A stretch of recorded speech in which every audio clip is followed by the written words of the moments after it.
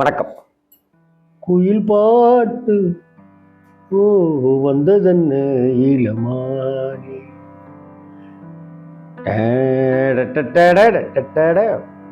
இந்த பாட்டை நம்மளால மறக்க முடியுமா? இந்த பாட்டு படம் வர்றதுக்கு முன்னாடி ஒரு சைக்கிளில் போயிட்டு இருக்கும்போது ஒரு ரோடை கிராஸ் பண்ணுறேன். சங்கிலியாண்டபுரம் அப்படின்ற ஏரியாவில் கிராஸ் பண்ணுறேன். இந்த பாட்டு சத்தம் கேட்குது. அப்படியே இங்கே யாரும் குயிலெலாம் வளர்க்குறாங்க போல இருக்கு, கிளி வளர்க்குறாங்களா என்ன அப்படின்னு சொல்லிட்டு வண்டியை நிப்பாட்டிட்டு சுற்றி முற்றி தேடுறேன். அந்த காமதேனு அப்படிங்கிற தேட்ரு, அதுக்கப்புறம் மரியம்னு தேட்டர் ஆகிடுச்சு. அதுக்கு பக்கத்தில் ஒரு மியூசிக்கல்ஸ் கடையிலேருந்து இந்த சத்தம் வருது. சைக்கிள் அப்படியே யூட்டன் அடித்து போய், அண்ணே இது என்ன படம்னே அப்படின்னாக்க அந்த அண்ணன் சொன்னார், என் ராசாவின் மனசில் அப்படின்னு சொல்லி. என் ராசாவின் மனசில் அப்படிங்கிற அந்த படத்தை நம்மளால் மறக்கவே முடியாது. கஸ்தூரி ராஜா அப்படிங்கிற அற்புதமான டைரக்டர், கிராமிய மனம் கமழ படம் எடுக்கக்கூடிய, கதையை வைத்து பின்னக்கூடிய, பிரமாதம் பண்ணக்கூடிய டைரக்டர் கஸ்தூரி ராஜா. அவருடைய டைரக்ஷனில் ரெட் சன் ஆர்ட் கிரியேஷன்ஸ் அப்படிங்கிற பேனரில் ராஜ்கிரண் அவர்கள் தயாரித்த படங்கள் எத்தனையோ உண்டு. அதில் ஒரு முக்கியமான படம், ஏன்னா இந்த படத்தில் தான் கதையின் நாயகனாக அவர் வர்றார். தமிழ் சினிமாவில் அதுக்கு முன்னாடி கதாநாயகர்கள்னால் அவர் இப்படி இருக்கணும் அப்படிங்கிற சில இலக்கணங்கள்லாம் இருந்தது. பியு சின்னப்பா தேவர்லேருந்து ஆரம்பித்து பியு சின்னப்பா, கிட்டப்பா, தியாகராஜ பாகவதர், எம்கே ராதா, அப்படி இப்படின்ட்டுலாம் நம்ம பார்க்குறோம். மக்கள் திலகம் எம்ஜிஆர், சிவாஜி, நடிகர் திலகம் சிவாஜி கணேசன் அப்படின்னெல்லாம் பார்க்குறோம். ஜெமினி, எஸ்எஸ்ஆர், இவங்களெல்லாம் ஒரு செட்டு பார்க்குறோம். ரவிச்சந்திரன், ஜெய்சங்கர் அப்படின்னு ஒரு செட்டை பார்க்குறோம். சிவகுமார், ஜெய் கணேஷ், விஜயகுமார் அப்படின்னு பார்க்குறோம். கமல், ரஜினிலாம் பார்க்குறோம் இல்லையா? இந்த தமிழ் சினிமாவினுடைய வரலாறு அப்படி எடுத்து பார்த்தோம் அப்படின்னு சொன்னால், ஒரு முரட்டுத்தனமான ஒரு கதையின் நாயகனாக, வண்ணக்கிளி படத்தில் எப்படி ஆர்எஸ் மனோகர் கதையோட நாயகனாக ஹீரோவாக நடிச்சிருப்பார் ஒரு முரட்டுத்தனமாக, அது மாதிரி அப்படி ஒரு முரட்டுத்தனமாக ஆஜானுபாகுவான ஒரு மாயாண்டி அப்படிங்கிற அந்த கதாபாத்திரத்தில் வாழ்ந்திருப்பார் ராஜ்கிரண். அப்படித்தான் சொல்லணும். அந்த ராஜ்கிரனுடைய அந்த காஸ்டியூம் ஸ்டைலாக இருக்கட்டும், அவர் நடந்து வரதாக இருக்கட்டும், அவர் நடந்து வருவதற்கு அந்த செருப்பு சத்தத்தை இசையில் கொடுத்த இசைஞானி இளையராஜாவாக இருக்கட்டும், மறக்கவே முடியாது. இன்னும் சொல்லப்போனால் அந்த காலகட்டத்தில் படத்தினுடைய போஸ்டரில் இன்று பூஜையுடன் ஆரம்பம் அப்படின்னு போட்டு ஒரு வட்டமான ஃபோட்டோ போட்டிருப்பாங்க. அதில் சிரிச்சிட்டு இருக்கிற இளையராஜா ஃபோட்டோ இப்படி இருக்கும். ராகதேவன் இளையராஜா இசையில் அப்படின்னு போட்டாலே அந்த படம்லாம் யார் நடிச்சிருக்காருலாம் கேட்காமலே வித்துரும். இன்னும் சொல்லப்போனால் அநேகமாக அப்படி பேப்பர் விளம்பரங்கள்லையும் போஸ்டர்கள்லையும் ராகதேவன் இளையராஜா இசையில் அப்படின்னு போட்ட முக்கியமானவர் ராஜ்கிரண் சார். ராஜ்கிரண் சார் ஒரு விநியோகஸ்தராக இருந்து அப்புறம் ஒரு பட தயாரிப்பாளராகி ராமராஜனுக்கு நிறைய ஹிட்டு படங்களை எல்லாம் தயாரித்து அதற்கு பிறகு அவர் கஸ்தூரி ராஜாவை வைத்து இந்த படத்தை எடுக்கிறாரு. இன்னும் சொல்லப்போனால் இந்த படம் இன்னொரு வகையிலையும் முக்கியத்துவம் வாய்ந்த படம். நெஞ்சங்கள் அப்படிங்கிற மேஜர் சுந்தரராஜன் டைரக்ஷனில் சிவாஜி சார் நடித்த அந்த படத்தில் தான் நடிகை மீனா ஒரு குழந்தை நட்சத்திரமாக சிறுமியாக நடிச்சிருப்பாங்க. அதற்கு பிறகு ஒன்று ரெண்டு படம் அப்படி நடித்தவங்க அன்புள்ள ரஜினிகாந்த் அப்படின்லாம் நடித்தாங்க இல்லையா? அப்புறம் அவங்க காணாமல் போயிட்டாங்க. அப்படி காணாமல் போன மீனாவை முதலாக கதாநாயகியாக்கிய பெருமை ராஜ்கிரண் சாருக்கும் கஸ்தூரி ராஜாவுக்கும் உண்டு. அதனால தான் அந்த என் ராசாவின் மனசிலே படம் மிகப்பெரிய தாக்கத்தை ஏற்படுத்திச்சு. இப்படி ஒரு சோலையம்மா, பாண்டி மகா மாயாண்டி அப்படிங்கிற ஒரு கதாபாத்திரம் எங்கள் ஊரில் வாழ்ந்த ஒரு கதாபாத்திரத்தை தான் நான் படமாக்கியிருக்கேன் அப்படின்னு கஸ்தூரி ராஜா டைட்டிலே போட்டிருப்பார். கிச்சாஸ் தான் கேமராமேன் நினைக்கிறேன். அவருடைய கேமரா படத்துக்கு மிகப்பெரிய பலம் சேர்த்தது. அவ்வளவு ரம்மியமாக காமிச்சுது. என் ராசாவின் மனசில் ஒரு முசுடுத்தனமாக, ஒரு முரட்டுத்தனமாக இருக்கிற ஒரு ராஜ்கிரண் கதாபாத்திரம் அப்படியே வெள்ளந்தியாக அன்னைக்கு மலர்ந்த தாமரை பூ மாதிரி அழகாக இருக்கிற மீனா. இவங்க ரெண்டு பேருக்கும் கல்யாணம் பண்ணி வைக்கணும்னு முடிவு செய்யப்படும். மீனாவை கல்யாணம் பண்ணிக்கணுங்கிற ஆசையும் ராஜ்கிரனுக்கு இருக்கும். ராஜ்கிரனுக்கு அன்பெல்லாம் இருக்கும், பாசம்லாம் இருக்கும், பிரியம்லாம் இருக்கும். ஆனால் எல்லாத்தையும் முரட்டுத்தனமாக காமிக்கிறதா தான் இருக்கும். அப்படி ஒரு கைண்ட்னஸ் அந்த கதாபாத்திரத்துக்கு இருக்காது. அதுலேயே மிரண்டு போயிடுவாங்க மீனா.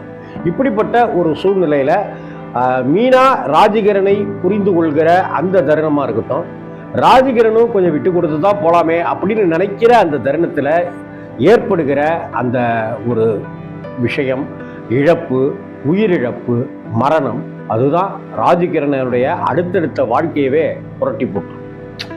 அங்க ஊர்ல ஒரு பெருந்தனக்காரனா இருக்கிற, ஒரு பெரிய பணக்காரரா இருக்கிற அவருக்கு ஒரு அசட்டுத்தனமா இருக்கிற அந்த பையன் மீனாவுடைய தங்கச்சியை லவ் பண்றதும், அதற்கு பிறகு மனைவிய அந்த அக்கா வந்து இறந்து போயிட்டாங்க, ஆனா குழந்தை இருக்கு அப்படின்னு சொல்லி அந்த குழந்தைக்காகவே தன்னுடைய வாழ்க்கைய, காதலை எல்லாத்தையுமே தியாகம் பண்ணி இருக்கிற சாரதா பிரீதா அந்த கதாபாத்திரமும் இந்த படத்துல முக்கியமா ரோல் பண்ணின ஒரு விஷயங்கள். இந்த படத்துல போட்டிருக்கிற எல்லா பாட்டையுமே கொன்னுடுவார் இளையராஜா. அவ்வளவுதான் சொல்லணும். நம்மளை உருக்கிடுவார். இசையால கதை சொல்ல முடியுமா அப்படின்னா இசையால தான் இளையராஜா எத்தனையோ படங்களுடைய கதையை நமக்கு கடத்தி சொல்லியிருக்கிறார். அதே போல என்ராசாவின் மனசிலே அப்படிங்கிற அந்த திரைப்படத்தையும் இசைஞானி இளையராஜா அவர்கள் கதையினுடைய கனத்தை நமக்கு கடத்திக்கிட்டே வருவார். ஒன்றும் இல்லை, ஒரு சீன்ல ராஜகிரண் தவிக்கிற தவிப்புக்கு இளையராஜா கொடுக்கிற சைலண்ட், அந்த சைலண்ட்டுக்கு பின்னாடி கொடுக்கிற ஒரு பிஜிஎம், அந்த பிஜிஎம் ராஜகிரனுடைய மொத்த வலியையும் வேதனையும் நமக்குள்ளார கடத்திடும். ராஜகிரனுக்காக ஆடியன்ஸ் அழ ஆரம்பிச்சுவாங்க. மீனாவுடைய இழப்பை அவரால் தாங்கிக்க முடியாத ஒவ்வொரு கட்டத்திலையும் இசைஞானி இளையராஜா தருகிற இசை அதுக்கு அப்படியே ஜீவன் கொடுத்துக்கிட்டே இருக்கும். இன்னும் சொல்ல போனா அந்த சோலையம்மா அப்படிங்கிற கதாபாத்திரத்தில் நடிச்சிருந்த அந்த மீனாவுடைய மரணம் மரணம் இல்லை, அவ இன்னும் வாழ்ந்துட்டு இருக்கிறா அப்படிங்கிற ஒரு நினைப்ப அந்த ராஜகிரண் தன்னுடைய மனசுல நினைச்சிருக்கிறார் இல்லையா, அதை அப்படியே காட்சிப்படுத்தாம நமக்கு இசையாலேயே உணர்த்திட்டு இருப்பார் இசைஞானி இளையராஜா. அதுலயும் அந்த பாரிஜாத பூவே வந்த தேவலோகத்தேனே அந்த பாட்டுக்கு ஒரு பழைய பாட்டு மாதிரியே, எப்படி நாயகன் படம் 1940 50களில் ஆரம்பிக்கிற படமா காமிக்கப்படும். அப்ப நான் சிரித்தால் தீபாவளி ஹோய் அந்த பாட்டை எப்படி ஜிக்கி ராஜேஸ்வரி அப்படி இப்படிலாம் அந்த பாட்டை ஞாபகப்படுத்துற மாதிரி இருக்கும். அதே போல இந்த படத்துல வர பாரிஜாத பூவே அந்த அப்படின்னு அந்த பாட்டு அந்த லூசுத்தனமா இருக்கிற அந்த பணக்காரருடைய பையனுக்கும் சாரதா பிரீதாங்கிற அந்த கேரக்டருக்கும் நடக்கிற அந்த பாட்டு அது ஒரு விதமா இருக்கும். இதுதான் நமக்கு இன்னொரு முக்கியமான விஷயம். வைகை புயல் அப்படின்னு கொண்டாடப்படுகிற காமெடியில தனித்துவமாக இருக்கிற ஒருத்தருடைய காமெடினாக்க ஒன்று ஃபேஸ் ரியாக்ஷன்ல சிரிப்பு வரும், இன்னொன்று பார்த்தீங்கன்னாக்கா பாடி லாங்குவேஜில் சிரிப்பு வரும். வடிவேலு அவர்களுடைய வாய்ஸ் மாடுலேஷன் இருக்குல்ல, அது போல அடிச்சுக்கிறதுக்கு வேற யாருமே கிடையவே கிடையாது. வடிவேலு மாதிரி பாடி லாங்குவேஜில் ஒரு பக்கம் அவர் அசத்தி இருக்கிறாருனாக்கா, முக எக்ஸ்பிரஷன்ல ஒரு பக்கம் அசத்துறாருன்னா, அவர் கொடுக்குற அந்த வாய்ஸ் ஓவர் இருக்குல்ல, டப்பிங் இருக்குல்ல, அது இன்னும் எங்கேயோ கொண்டு போய் ஆஹோ அப்படின்னு சொன்னாலே நமக்கு தேட்டரில் கைத்தட்டு சிரிப்பு நமக்கு விழுது பாருங்க. நம்மளை மீறி சிரிக்கிறோம்ல, அது வடிவேலு அவர்களுடைய மிகப்பெரிய ஸ்பெஷாலிட்டி. அப்படி ஒரு கலைஞனை மதுரையிலிருந்து அலேக்கா தூக்கிட்டு வாங்கடா அப்படின்னு சொல்லி தன்னுடைய ஆபீஸ்லேயே வேலைக்கு வச்சிருந்து நடிக்கவும் வைத்து அழகு பார்த்தவர். போடா போடா புண்ணாக்கு போடாத தப்பு கணக்கு அப்படி ஒரு பாட்டு. அந்த பாட்டில் தான் சோலையம்மாவை பற்றியும் மாயாண்டியை பற்றியும் அவங்க சொல்கிறது, அந்த பசங்க சொல்கிறது, அந்த அப்படியே நமக்குள்ளார ஒரு ஃபீலிங்கை ஏற்படுத்துறது அப்படின்ட்டுலாம் இருக்கும். டைட்டில்லையே உங்களுக்கு இளையராஜாவுடைய குயில் பாட்டு ஓ வந்ததென்ன இளமானே அதை கேட்டு செல்வதுமானே இன்று வந்த சொந்தம் என்னவோ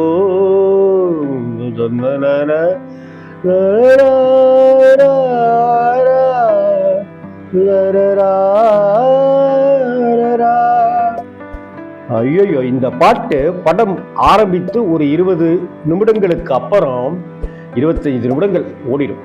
டைட்டில் இளையராஜா வாய்ஸ், இந்த குயில் பாட்டு. இதற்கு பிறகு அந்த படம் ஆரம்பிக்கும் போதே ஒன்ன செஞ்சிருவார் கஸ்தூரிராஜன்.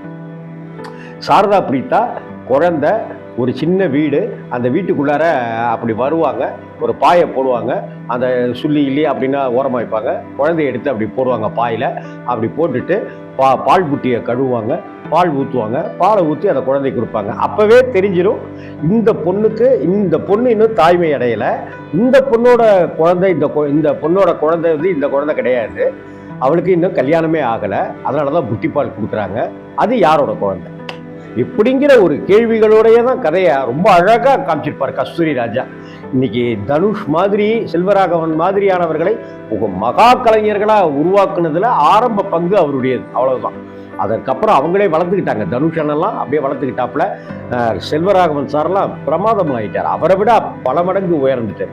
இந்த வகையில் இந்த படத்தில் பார்த்தீங்கன்னாக்கா ராஜகிரண் சார் அப்படியே இந்த கதாபாத்திரத்துக்கு முழுக்க முழுக்க தன்னை ஒப்படைச்சிருப்பார். இதுக்கு முன்னாடி ஏதோ 25-40 படங்கள் நடித்தவர் மாதிரி ஆக்ட் பண்ணியிருப்பார் ராஜகிரண் சார். ராஜகிரண் சாருடைய ட்ரௌசர் ஒரு கதாபாத்திரம், ராஜகிரண் சாருடைய வேஷ்டி கட்டு அது ஒரு கதாபாத்திரம், ராஜகிரண் சார் இது மாதிரி போட்டிருக்கிற ஒரு ஜிப்பா ஒரு கதாபாத்திரம், ராஜகிரண் சார் வண்டியில் வச்சிருக்கிற குச்சி அது ஒரு கதாபாத்திரம், ராஜகிரண் சார் போட்டிருக்கிற செருப்பு ஒரு கதாபாத்திரம். அந்த கதாபாத்திரத்தையே தனித்துவமா படைத்தது தான் தமிழ் சினிமா வரலாறுல. நான் சொன்னேன் இல்லையா, வண்ணக்கிளி படத்துல தான் அப்படி இருப்பாரு மனோகர்னு. அதற்கு பிறகு நான் எந்த ஒரு கதாநாயகனையும் இம்புட்டு முரட்டுத்தனமான ஒரு ஆஜானுபாகுவா நான் பார்த்ததே இல்லை. மனுஷன் பிரமாதப்படுத்தியிருப்பார் ராஜகிரண் சார். ராஜகிரண் சார் எனக்கு அப்பா மாதிரி, பாலகுமாரன் சாருடைய சிஷ்ய மாதிரி அவர். நானும் அவரும் நிறைய பேசியிருக்கோம். அந்த குடும்பமே அப்படிப்பட்ட ஒரு அன்பான குடும்பம் ராஜகிரண் சார் குடும்பமே. அவரெல்லாம் இன்னும் நல்லா சௌக்கியமாக இருக்கணும், அப்படிப்பட்ட நல்ல மனசுக்காரர் அவர் ராஜகிரண் சார். வடிவேலு அப்படிங்கிறவரை அறிமுகப்படுத்தினதோட மட்டும் இல்லாமல் அவருக்கு நடிக்கிறதுக்கெல்லாம் ஸ்கோப் கொடுத்து அந்த போடா புண்ணாக்குக்கும் அவரை பயன்படுத்தி, அதை அடுத்து வந்த எல்லாமே ராசாதாம் படத்தில் அவருக்கு இளையராஜாவுடைய இசையில் வந்து வடிவேலுவை வந்து அவருடைய பாடும் திறனையெல்லாம் கண்டுபிடிச்சு இளையராஜா சார்ட்ட அடையாளப்படுத்தி பாடவும் வச்சார். எட்டனா இருந்தா எட்டூரு கெம்பாட்டு கேட்கும் டங் டக்கட்ட டங் டக்கட்ட டங் அப்படின்னு எல்லாமே என்றாசாங்க. இந்த படமும் சரி, 1991 வருஷத்துல சின்னத்தம்பி படம் ரிலீஸ் ஆன அந்த சமயத்திலேயே என்ராசாவின் மனசிலே படமும் ரிலீஸ் ஆகுது. திருச்சியில் ரம்பா தேட்டரில் வந்து சின்னத்தம்பி ஓடுதுனாக்கா ரம்பா ஊர்வசின்னு 2 தேட்டர் திருச்சியில். ரம்பாவில் சின்னத்தம்பி, ஊர்வசியில் என்ராசாவின் மனசில். அந்த சத்திரம் பஸ் ஸ்டாண்டே சும்மா தேர் கூட்டம் திருவிழா கூட்டம் மாதிரி நிற்கும். பார்த்தா அப்போல்லாம் பார்த்தீங்கன்னா இந்த படத்துக்கு ஹவுஸ்ஃபுல் ஆயிடுச்சுனாக்கா அந்த படத்துக்கு போவாங்க, அந்த படத்துக்கும் ஹவுஸ்ஃபுல் ஆயிடுச்சுனாக்கா அடுத்தாப்ப ஓடுறா மேரிஸ் தேட்டருக்கு அப்படின்னு ஓடுவாங்க, பக்கத்தில் தேட்டர் கிடையாது. அப்படிப்பட்ட ஒரு சூழ்நிலையில் ஒரு பக்கம் சின்னத்தம்பி படத்துக்கு உள்ளே போயிட்டு வெளியில் நிற்கிற கூட்டத்தை வச்சு 2 ஷோ ஓட்டலாம் அப்படி இருக்கும். அதே போல் ஊர்வசி தேட்டரில் ராசாவின் மனசிலைக்கு படம் பார்க்குற உள்ள ஆடியன்ஸ் போயிருப்பாங்க, வெளியில் ஒரு 2 ஷோ நடத்துகிற அளவுக்கு கூட்டம் இருக்கும். எல்லாரும் தப்பன்னு பஸ்ஸை பிடிக்கிறதுக்கு, சைக்கிள் எடுக்கிறதுக்கு, 2 வீலர் எடுக்கிறதுக்கு அப்படி இப்படிலாம் ஓடி போய் மேரிஸ் ராக் மேரிஸ் ஃபோர்ட்லேயோ அல்லது ஸ்டார் தேட்டர் பக்கமோ அல்லது கோயினூர் தேட்டருக்கோ அவசரமாக ஓடுவாங்க. நானும் அது மாதிரிலாம் ஓடி இருக்கேன். ஏன்னா என்ராசாவின் மனசிலே படத்தை ஊர்வசி தேட்டரில் ரிலீஸ் ஆன சமயத்துல இருந்து கிட்டத்தட்ட 28 தடவை நான் அந்த படத்தை பார்த்தேன். ஒரு 150 நாள் 200 நாள் ஓடிச்சு. அதுக்குள்ளாரையே நான் வந்து அந்த 150 நாளைக்குள்ளாரே 26 தடவை பார்த்துருக்கேன். அதே போல் சின்னத்தம்பி ஒரு படம் போட்டு 40 நாள் 45 நாள் கழிச்சு சின்னத்தம்பி ஒரு ஷோ பார்ப்பேன், என்ராசாவின் மனசில் பார்ப்பேன். அப்புறம் ஒரு 10 நாள் கழிச்சு என்ராசாவின் மனசிலே காலை காட்சி பார்த்துட்டு மேக்னி வந்து அங்கே போகும். பார்த்தா என்னமோ நேத்தா படம் ரிலீஸ் ஆன மாதிரியே ஹவுஸ்ஃபுல் கூட்டம். படத்துக்கு ரிப்பீட்டட் ஆடியன்ஸ் வந்திருக்காங்கன்றத வந்து நம்ம ஆடியன்ஸினுடைய கைத்தட்டலை வச்சே கண்டுபிடிச்சிடலாம். என்ராசாவின் மனசுக்கு எனக்கு தெரிஞ்சு அவ்வளவு ரிப்பீட்டட் ஆடியன்ஸ்.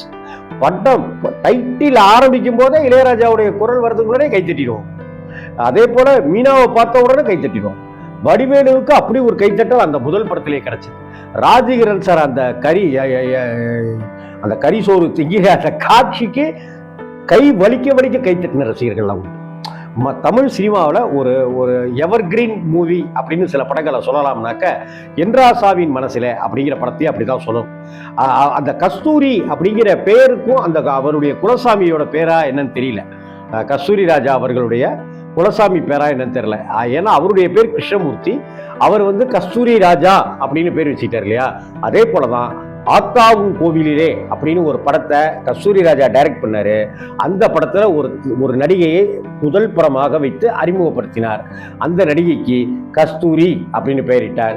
இன்னைக்கு பாஜக அங்க இங்கெல்லாம் பரபரப்பை கிளப்பிட்டு இருக்காங்க இல்லையா, ஏதாவது ஒரு கான்ட்ரவர்சியா பேசி அந்த கஸ்தூரி தான் ஆத்தாவும் கோவிலிலே கஸ்தூரி, கஸ்தூரி ராஜா அறிமுகப்படுத்தின கஸ்தூரி. இந்த எல்லாமே ராசா என் ராசாவின் மனசிலே திரைப்படமும், அதை அடுத்து வந்த எல்லாமே என் ராசா தான், அரண்மனை கிளி அப்படின்னு ராஜகிரண் அதுக்கு அடுத்தாப்புல அவரே நடித்து அவரே இயக்கமும் ஆரம்பித்த படங்களும் மிகப்பெரிய வெற்றியை பெற ஆரம்பிச்சு. ஒவ்வொருத்தவங்களுக்கும் புதுமுக நடிகையெல்லாம் அவர் அறிமுகப்படுத்தினது எல்லாமே நடந்தது. பாட்டு எல்லாமே அந்த படத்து எல்லாமே என் ராசா தானா அரண்மனை கிளியான்னு தெரியல. அந்த படத்தினுடைய படப்பிடிப்பு காரைக்குடி கோட்டையூர்ல என் ஃப்ரெண்டு கைலாசம் அவனுடைய வீட்டில் தான் அந்த படத்தினுடைய ஷூட்டிங்கே நடந்துச்சுன்னு என் ஃப்ரெண்டு கைலாசம் எனக்கு சொல்லியிருக்கான். இந்த மாதிரி ஒரு ராமநாதபுரத்தை சேர்ந்தவர், அதுக்கு ராமநாதபுரம் ஜில்லாவை சேர்ந்தவர் ராஜகிரண் சார். அவர் இந்த காரைக்குடி செட்டிநாடு இந்த பகுதியில் இருக்கிற அட்டகாசமான லொக்கேஷன் எல்லாம் தேர்ந்தெடுத்து எடுத்து படமாக்குனவர். அதுபடி திண்டுக்கல் பக்கமும் தேனி பக்கமும் அவர் படமா எடுத்தவர். இந்த என் ராசாவின் மனசிலே திரைப்படமும் அப்படி ஒரு தாக்கத்தை கொடுத்துச்சு அப்படின்னு தான் சொல்லணும். அதே நாளில் ரிலீஸ் ஆன சின்னத்தம்பி ஒரு விதமான தாக்கம் அப்படின்னாக்க இது மனசுல சம்மட்டியால் அடிக்கிற அளவுக்கு ஒரு தாக்கம். படம் பார்த்துட்டு எல்லாருமே நம்ம ஒரு மௌனமா ஒரு இறுக்கமான முகத்தோட நம்ம படம் விட்டு வெளியில வருவோம். அப்படி ஒரு ஒரு மிக பிரம்மாண்டமான வெற்றியை தந்த ஒரு தமிழ் சினிமாவில் ஒரு மைல்கல் படம்ல அப்படின்னு இந்த படத்தை சொல்லலாம். வைகை புயல் வடிவேலு அவர்கள் அறிமுகமான படம், மீனா கதாநாயகியாக முதலாக நடித்த படம், ராஜகிரண் கதையின் நாயகனாக ஹீரோவாக நடித்த படம் அப்படின்ற வகையில் எல்லாத்துலேயும் இந்த ராசாவின் மனசில் நம்ம மனசில் எப்போவுமே இருக்கிற ஒரு படம். 91வது ஆண்டு ஏப்ரல் மாதம் வந்துச்சுனாக்க இன்னமும் அது எப்படி இருக்குன்னு பாருங்க. இன்னைக்கு வரைக்கும் ராஜகிரண் அவர்கள் தனித்துவமான மகத்துவமான கலைஞராக இன்னைக்கு வரைக்கும் ராஜாங்கம் பண்ணிட்டு இருக்காரு தமிழ் சினிமாவில். வணக்கம்.